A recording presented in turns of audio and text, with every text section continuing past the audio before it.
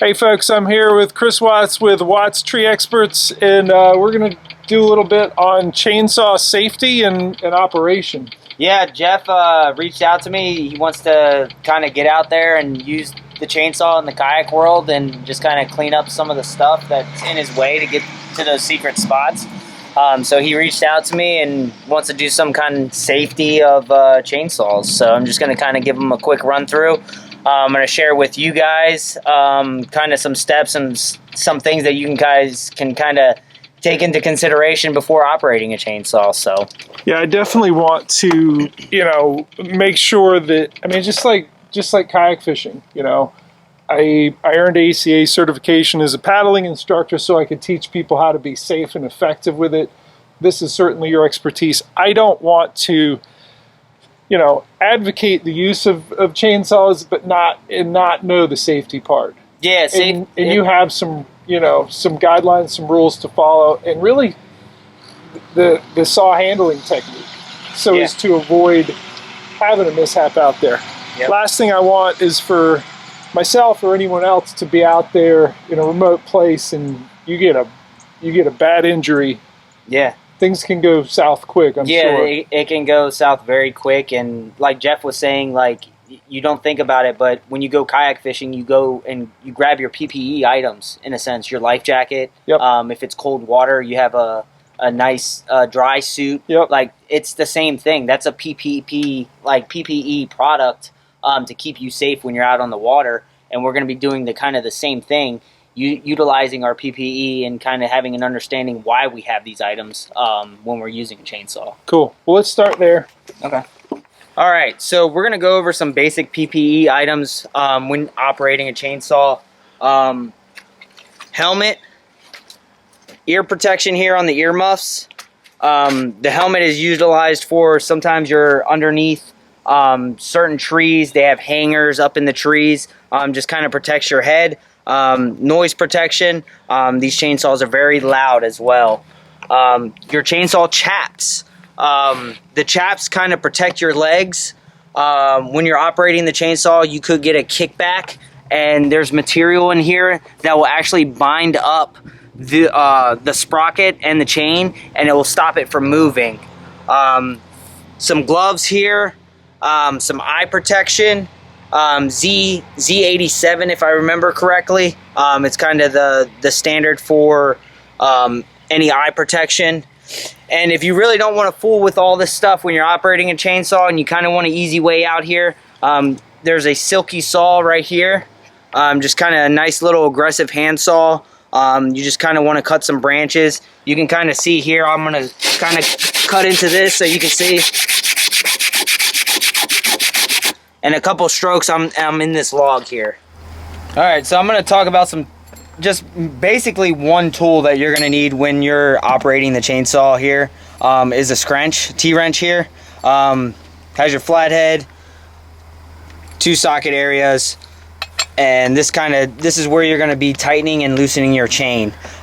This is a great tool to have with you when you're operating the chainsaw, just for the fact if you get your bar pinched in a log, you can remove these 2 bolts here, take the bar out, or take the saw power head out of the bar, and you can actually get another bar and finish your cut there and remove the pinch saw. So this is kind of one of the key items you want to bring with you when you're operating a chainsaw. So we're going to cover proper chainsaw tensioning before cutting here. So you're gonna take your T-wrench here. We're gonna go ahead and loosen this stuff up here. Now, we're not gonna have to go in deep here and take this cover off, but you can take the cover off. But now I have it nice and loose. I'm gonna loosen the chain up so I can show you the amount of tension that we need here. So, chain's super loose. We just need to tighten it up. So we're gonna take it and turn it to where it starts to tighten here. Now, what I'm looking for is this bottom tooth here to kind of be just out of the groove and for it to snap back just like that. Once I'm happy with that, I'm just gonna make sure, tighten these 2 bolts down here, just like this. Now, when you tighten this down, it actually tightens the chain at the same time, so you're gonna have to recheck the tension to just make sure that it's not too tight. If it is too tight, the chain will not spin on the bar, and you'll end up melting the clutch in this area here. I've seen it done it, I've done it, and I've seen it a bunch. So you wanna make sure the chain is on there just a little bit loose so that it can spin through this area here of the bar. So you mentioned, you know, if it's too tight, it's just not going to spin, and you know you've gotten it too tight, and I guess it'll loosen up as you use it. How do you know when it's too loose, or what's the consequence of it being when it's too loose, when you engage it into the wood, it's going to be too loose and it's going to pop off the bar. So the chains are going to come off the bar. Yeah, it's just going to completely come off, and you won't be able to cut. Okay. If it's too tight, and the way to test it too as well, see how this kind of just frees right through here, and when I engage the throttle, it's going to do the same thing but at a higher RPM. If it's too tight, this won't even move. It would just be kind of very hard to kind of run through here and just kind of pass the chain. Okay. What other checks do we need to do before we start operating besides the proper tensioning? Some other checks here, kind of like what I do. Always make sure that you got your bar oil. It's filled to a max. Let's check it. It's probably not. It's kind of empty. So we'll go ahead and fill that up. Okay. And then kind of make sure your fuel's up there as well. You got fuel. No bar oil. Some bar oil. Yep. All right, let's do that. And we always do everything simultaneously, just because you'll know when you run out of gas, but you won't know when you run out of bar oil, unless you start to see the wood start to smoke and your bar is kind of melting and turning bluish color. Blue. Yeah, like it would just be so hot from just kind of spinning around. Oh wow. But we'll go ahead and get this filled up and kind of move over to the next step of kind of some other things that we can talk about getting into chainsaws. Cool. So we're gonna go ahead and fill this up with oil here. Is all chainsaw oil the same, or? No, there's actually different models. So this is actually like a biodegradable chainsaw oil. It's like vegetable oil based here. Smells good when I'm cutting trees. Nice. And then I mean, it smells good. Like you want to like eat French fries after you cut wood? Here, smell it. Yeah. It just smells. It smells like vegetable oil. All right. And then you're not actually use vegetable oil. Like just we're in out of oil. All right, get the Crisco out. Yeah, I mean, it's not recommended, but it's a kind of like a lubrication to keep the bar from getting so hot. Yep.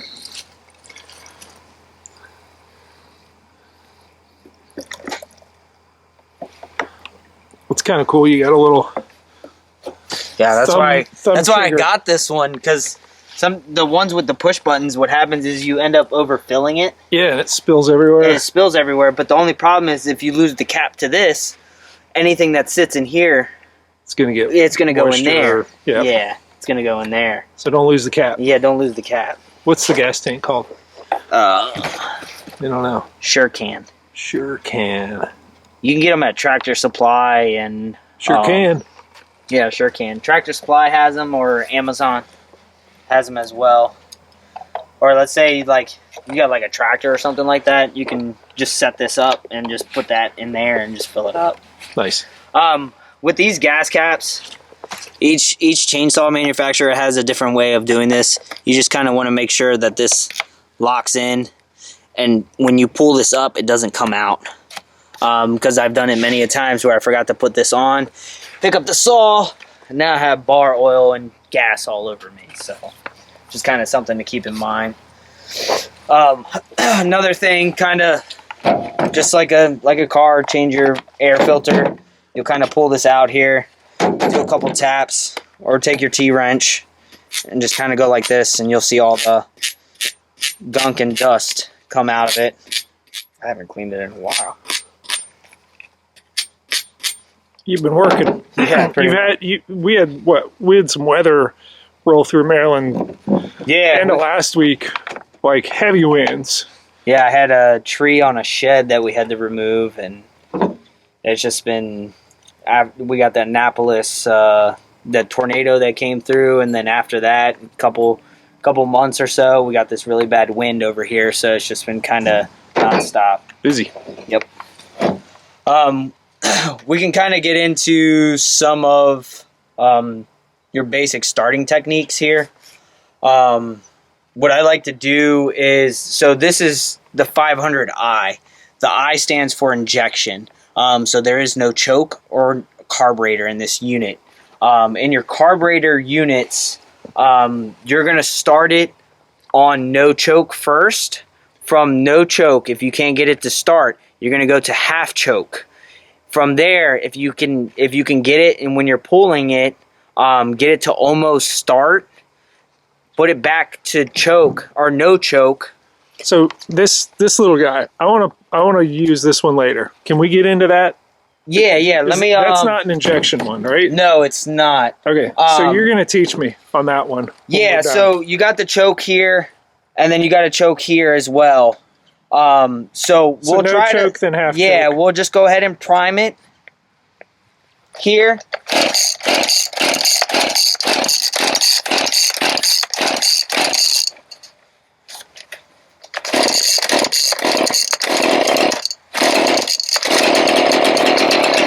That was absolutely no choke or anything.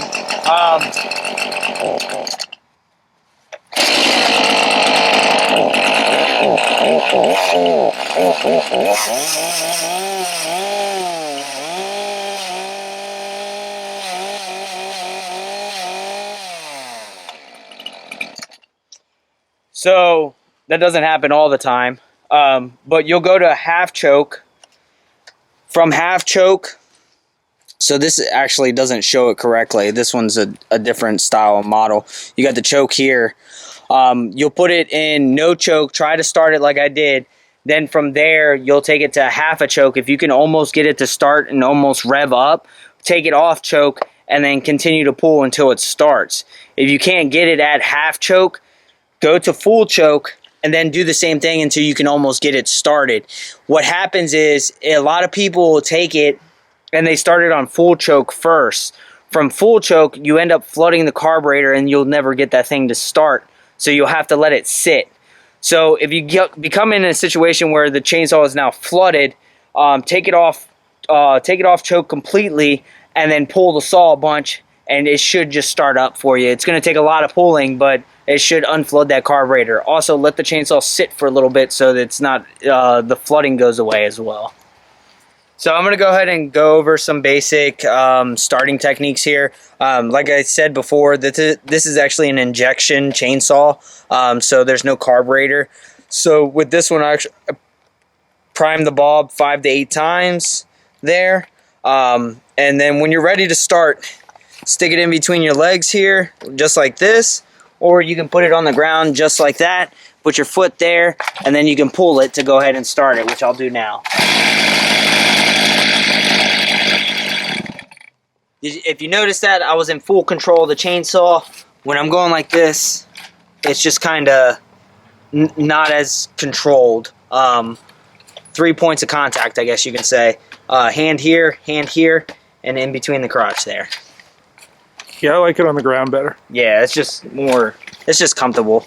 And then you can just pull it just like that. Cool. All right, got my eye protection on, and I'm gonna cut with a little one, but you're gonna just walk me through what we're doing.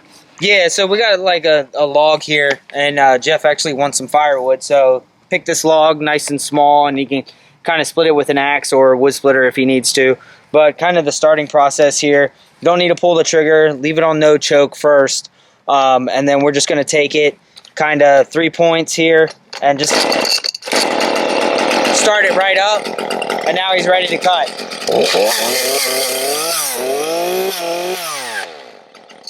Now, if you notice what I did there, I did not take my right hand and reach over. What happens is now my hand's exposed to the chain here, just like this. So you want to make sure it's all one fluid motion when you start operating. You notice I have two hands on the chainsaw here. I'm going to disengage the brake. Now I'm ready to cut. I stop cutting, flick of the wrist. That's it. Just like that. You want to make sure you have a full grip on that chain, on the bar here, full grip here, and full grip here. Just like that when you're operating a chainsaw. Never want to be like this. So we're going to go ahead and stick it in between your legs. Yep.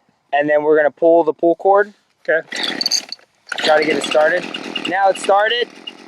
Now you're going to engage the chain, or take it away from your legs there. Yep. Now get ready to cut. Turn it this way. Yep. Now you want to stand off to the side. Just like that. Yep. Now engage the chain. Like that? Yep, just like that. Now get it to spin and make your cut.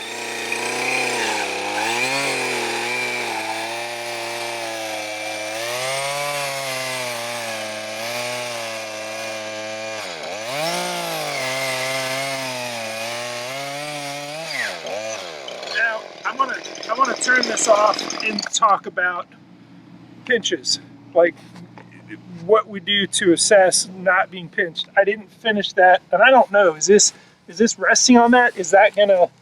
Yeah, Is that gonna pinch it inward?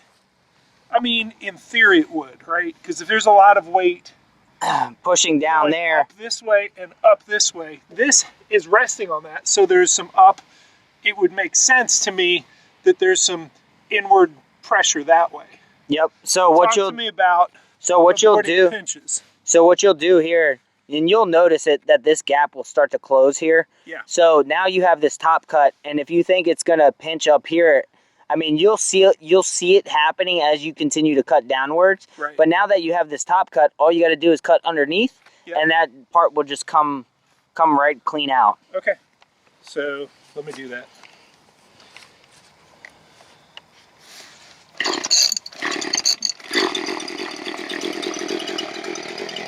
The brake, you got it. Off to the side.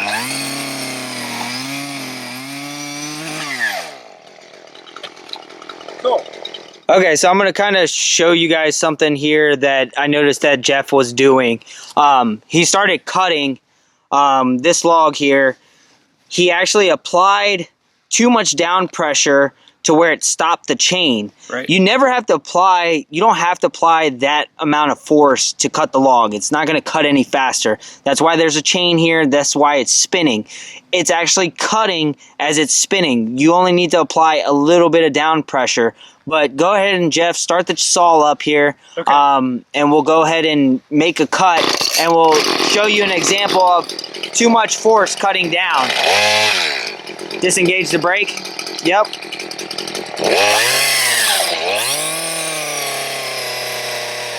Now apply down pressure. Now loosen it up.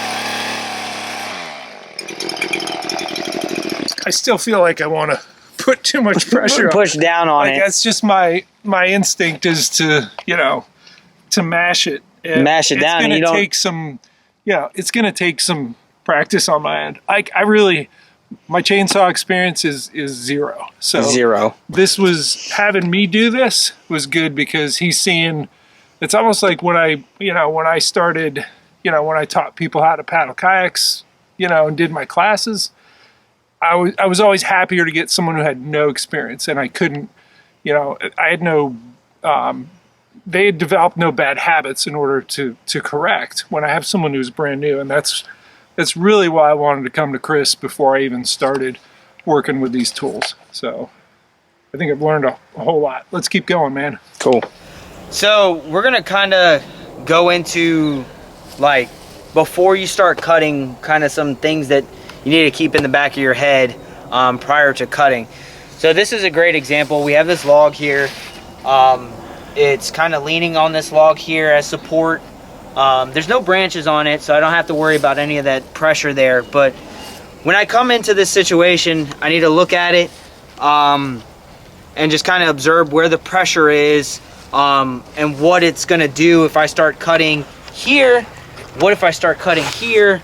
Like, you just kind of need to be observant to where the pressure is in the wood, because the wood, it could come back and strike you and cause some serious damage to yourself or others. So kind of the motto here, like when I got into tree work, climb high, cut small, stay alive. If you need to take smaller pieces and bring it back to a manageable state to where you can handle everything, make those smaller cuts here instead of making one big cut here. I can make a bunch of small cuts here and then make the big cut here, and then that log will just fall straight down. Instead of just kind of cutting it here and then this log kind of just doing whatever it wants. It's going to be at a more controlled state if I take smaller pieces. When you're out there, not only are you paying attention to what's going on here, but let's say this was a tree that was actually hung up in another tree. You just need to be observant to what's going on with the root system, just everything around you when you're out there, guys. So I cut everything kind of small here, into small manageable pieces. I can take them, throw them out of the way. Now we're to the area where it's under pressure here. So I'm just going to kind of cut this, and then I can push this out of the way. So let's go ahead and do it.